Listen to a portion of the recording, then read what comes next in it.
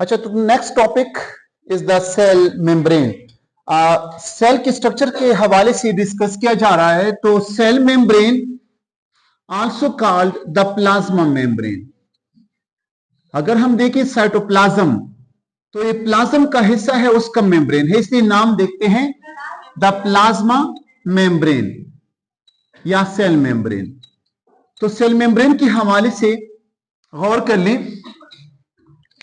जिस तरह plant cell में outer most boundary cell wall है, तो सेम लिखते हैं कि it is the outer most boundary, it is the outer most boundary, ये सबसे बैरूनी लेयर है, आउटर मोस्ट बाउंड्री है।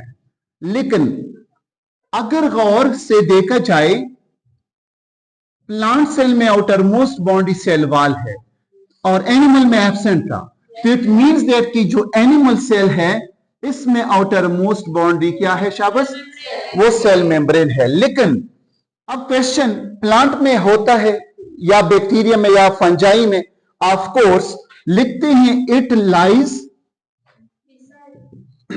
Lies inner to cell wall, इस सेल वॉल के अंदर पाया जाता है, सेल वॉल की। लेकिन किस में? जो सेल्स मैंने बताए थे, not only in plant cell बल्कि फंजाई में भी और बैक्टीरिया में भी और कुछ प्रोटेस्टा में जो सेल वॉल रखते हैं उनमें भी, एंड प्रोटेस्टा के लिए लिखेंगे सम प्रोटेस्टा में भी।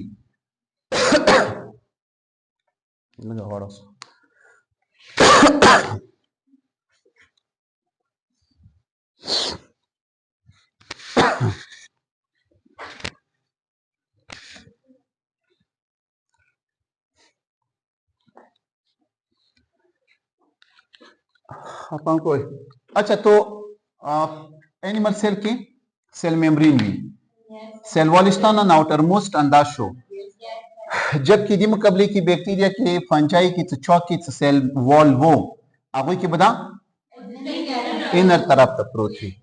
अच्छा देखिए, अगर हम केमिकली देखना चाहें, अगर मजीद इसका लैब एग्जामिनेशन किया जाए, तो केमिकल इनमें कौन कौन से होते हैं? जिस तरह सेल वॉल में सेलुलोज ज्यादातर, तो chemically composed of cell membrane के हवाले से तीन चीजों पे मुश्तमिल है। नंबर फर्स्ट प्रोटीन्स पे, नंबर नेक्स्ट लिपिड्स पे, और कार्बोहाइड्रेट्स भी इसमें पाए जाते हैं, कार्बोहाइड्रेट्स। लेकिन परसेंटेज वाइज ए डिफरेंट है। कैसे? मेजॉरिटी बुक्स में आपको मिलेगा प्रोटीन 60%, लेकिन मैं लिखता हूं यहां पे 55%। लिपिड्स को देखा जाए तो 40%, तो हो गए 95। कहा जाता है कि 5% इनमें कार्बोहाइड्रेट्स भी पाए जाते हैं। क्या शाबाश? कार्बोहाइड्रेट्स भी पाए जाते हैं। तो ये केमिकली इसकी कंपोजिशन है। ज्यादातर बुक्स में आपको 55 की जगह 60 और लिपिड्स 40, तो 100% पूरे हो गए। कार्बोहाइड्रेट का लिखते हैं कि ट्रेस अमाउंट, लिटिल अमाउंट में कार्बोहाइड्रेट्स भी पाए जाते हैं। और सेल मेम्ब्रेन के हवाले से डिफरेंट मॉडल्स प्रपोज किए गए हैं, डिफरेंट मॉडल्स प्रपोज किए गए। डिफरेंट मॉडल में यानी डिफरेंट मॉडल तजवीज किए गए हैं अकॉर्डिंग टू सेल मेम्ब्रेन को डिस्कस करने के लिए। Different model proposed by different scientists या रिसर्चरिस्ट। मुख्तलिफ किस्म के साइंसदान अपने अदवार में आते हैं और different scientist different model propose करते हैं। बट द मोस्ट एक्सेप्टेबल, जो सबसे ज्यादा सबको एक्सेप्ट वाला एक्सेप्टेबल मॉडल है,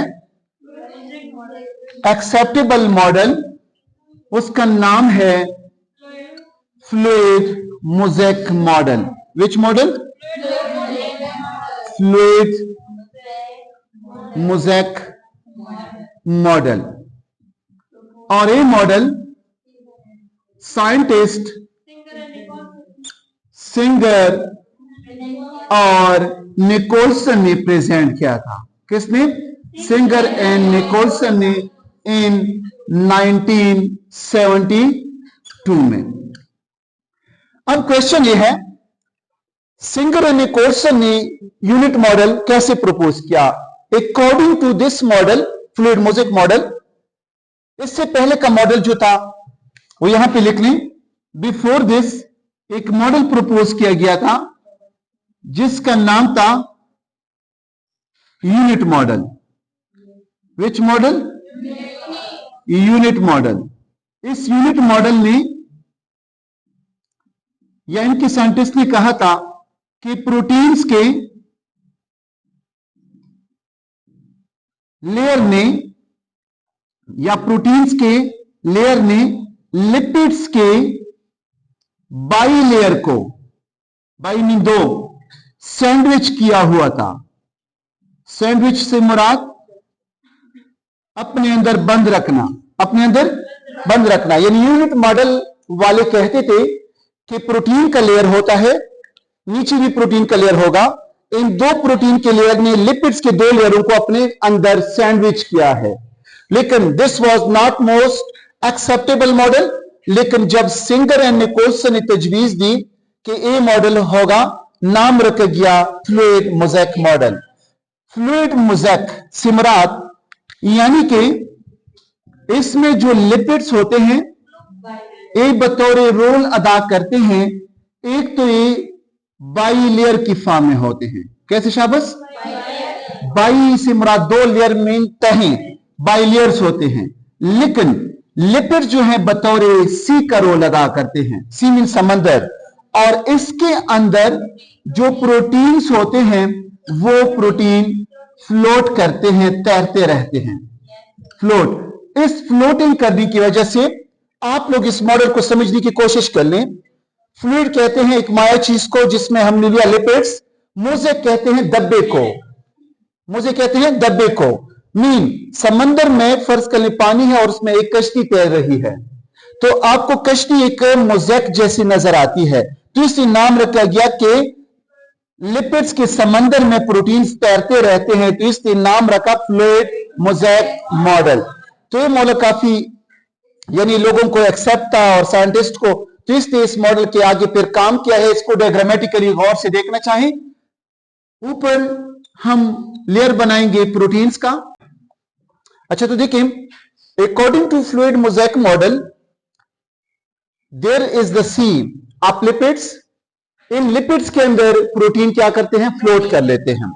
लेकिन अगर हम एक सेल वॉल को देखना चाहें माइक्रोस्कोपिक एग्जामिनेशन में, आउटसाइड की तरफ और इनसाइड की तरफ, इनके दरमियान लिपिड्स के बाइलेयर होते हैं और कुछ लिपिड्स के ऊपर ग्लूकोज की कंबाइनेशन होती है या ग्लूकोज अटैच होते हैं। तो नोट कर लें, कॉन्जुगेटेड मॉलिक्यूल नाम दिया जाता है व्हाट द ग्लाइकोलिपिड्स। दो अल्फाज हैं, इसको हम लिखेंगे कि ग्लूकोज फॉर यानी ग्लाइको फॉर ग्लूकोज यानी कार्बोहाइड्रेट्स, जैसा कि मैंने कहा था कि कंसिस्ट या कंपोज्ड ऑफ कार्बोहाइड्रेट्स और प्लस लिपिड्स, यानी जो कार्बोहाइड्रेट लिपिड्स पे अटैच होते हैं उसको कॉम्प्लेक्स स्ट्रक्चर का नाम दिया जाता है ग्लाइकोलिपिड्स का। इसके मुकाबले में दूसरा है glyco proteins. Conjugated mean complex molecule है, दो का कॉम्बाइनेशन है, glucose plus protein, glucose plus protein. तो सेल मेम्ब्रेन अगर केमिकली देखा जाए तो प्रोटीन्स पे, लिपिड्स पे और कार्बोहाइड्रेट्स पे। अब गौर किया जाए, कुछ प्रोटीन्स ऐसे होते हैं, simply we can say 9th के लेवल पे, इंट्रिंसिक होते हैं। क्या होते हैं? और कुछ प्रोटीन्स सेल मेम्ब्रेन के हवाले से देखे जाए तो एक्सट्रिंसिक होते हैं। इसके बारे में देखिए, इंट्रिंसिक वो प्रोटीन है जो मुकम्मल तौर पर लिपिड्स के बाइलेयर जितने पहले हो। फर्ज कर लिए मैं प्रोटीन को ड्रॉ कर रहा हूं, जहां से लिपिड्स का बाइलेयर स्टार्ट है तो इसका भी शुरुआत वहां से।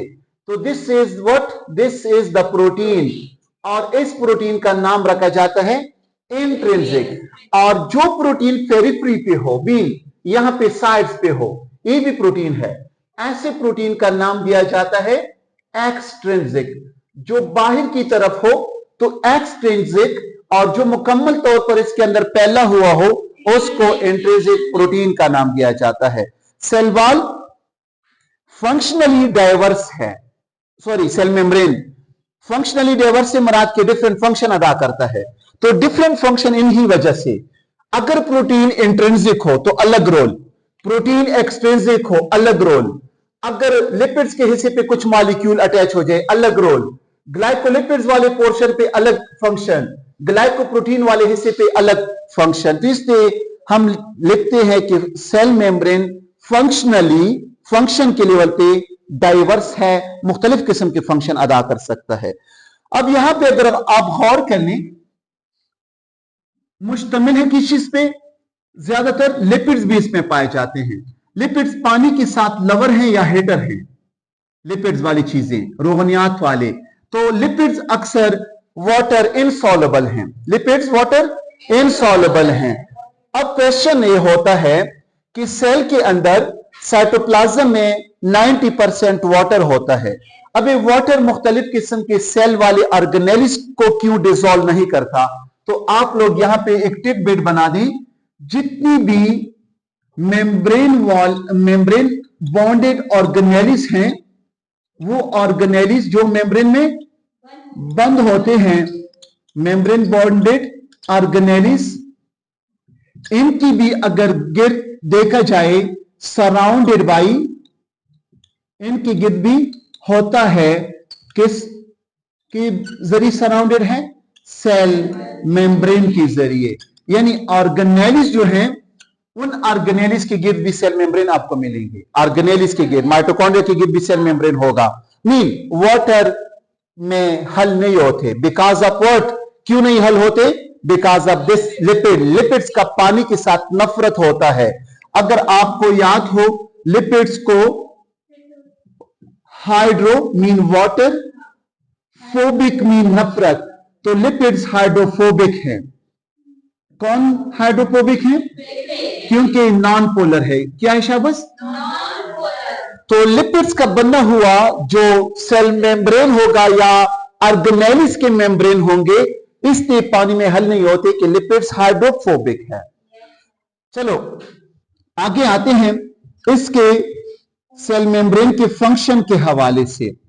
सबसे पहला फंक्शन, इट एक्ट एज, तो say it act as a role अदा करता है semi permeable membrane. Which membrane? Semi permeable membrane. Semi permeable से मुराद कुछ मॉलिक्यूल को अलाउ करता है कि पास हो जाए, कुछ मॉलिक्यूल को क्या करता है? पास होने नहीं देता। और next to this, not only semi permeable, it act as a selectively permeable membrane. इनको हम सेलेक्टिवली परमेएबल भी कहते हैं, इंतखाब करता है। फर्ज कर ले सेल के अंदर ग्लूकोज चाहिए, ग्लूकोज को अलाउ करता है, या सेल के अंदर कुछ वेस्ट है तो उसको निकालने के साथ या निकालने में मदद या रोल अदा करता है। तो नेक्स्ट टू दिस, इसके 4-5 नेम और भी हैं। पार्शियल परमेएबल मेम्ब्रेन, जुजवी तौर पे डिफरेंशिएटिवली परमेएबल मेम्ब्रेन। Which membrane? डिफरेंशिएटिवली। डिफरेंशिएटिवली से मुराद डिफरेंशिएट करता है कि कुछ मॉलिक्यूल पास हो जाए और कुछ को पास होने नहीं देता। तो सिंपल यहां पे एक और फंक्शन ले ली, it controls inflow and outflow of material. Inflow and outflow of, एक कुछ मटेरियल को अंदर आने की और कुछ को बाहर जाने की, कुछ को अंदर ना आने की और कुछ को बाहर ना जाने की कंट्रोल सारा का सारा किसके पास है? सेल मेम्ब्रेन के साथ। नॉट ओनली दिस, दो फंक्शन और देखें, अगर गौर किया जाए, आउटर मोस्ट बाउंड्री है एनिमल सेल की, क्योंकि इनमें सेल वॉल नहीं होता, तो it gives shape to cell, specifically animal cell. A cell से मुराद एनिमल सेल को शेप देता है। Not only give shape, it also gives या protect inner parts of cell. इस सेल के इनर पार्ट्स को भी क्या करता है? प्रोटेक्ट करता है। और सबसे अहम function, it is the site, ये वो जगह है, सेल मेम्ब्रेन का बता रहा हूं, it is the site for reception, receive करता है, रिसेप्शन है, जैसा कि हम किसी को रिसेप्शन में यानी बिठा लेते हैं। It is the site for reception of कुछ हार्मोन सेल को आते हैं, जो बाद में मैं डिस्कस करूंगा। हार्मोन्स केमिकल सब्सटेंसेस हैं, एंडोक्राइन ग्लैंड इनको पैदा करते हैं। तो रिसेप्शन है, साइट है रिसेप्शन का। किसका रिसेप्शन? हार्मोन्स का। ना सिर्फ हार्मोन्स का, प्लस नर्व्स, इंपल्सेस का, जो हमारे बॉडी के अंदर पैगामात जाते आते जाते हैं, इन पैगामात को भी रिसीव करने वाला कौन है? Cell membrane. फर्ज कर लें, समझने की कोशिश कर लें, नर्व इंपल्स से मुराद, फर्ज कर लें आपके पांव में कांटा चुभाता है, ये मैसेज ब्रेन तक जाता है, ले जाने वाला न्यूरॉन है, नर्व सेल है। लेकिन इस आपके न्यूरॉन सेल को जब मैसेज मिलता है in the form of impulse, तो सबसे पहले किस हिस्से को मिलता है? सेल मेम्ब्रेन को ही टच करने के बाद इंपल्स जनरेट होके आगे जाता है और आपको बाखबर रखता है कि व्हाट्स हैपनिंग हियर। जायका है तो सेम, अगर आवाज है तो सेम, अगर फर्ज करें कोई टेस्ट है जुबान पे आ जाते तो आपके सेल मेम्ब्रेन ही इन केमिकल्स को रिसीव कर लेते